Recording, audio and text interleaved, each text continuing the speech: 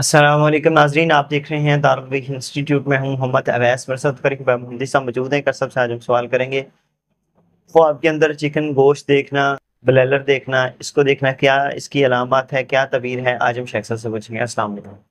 पका हुआ वालेकुम अस्सलाम। पका हुआ चिकन इंसान ख्वाब के अंदर देखता है, रिज़्क़ और नेमत अल्लाह तबारक व तआला अता फरमाएंगे। तरह कच्चा चिकन देखता है इंसान तो इसकी तबीर होती है परेशानी या अधूरे काम की निशानी। और इसी तरह ख्वाब के अंदर इंसान चिकन पकाता तो इसकी तबीर होती है खैर और बरकत की अलामत है ये।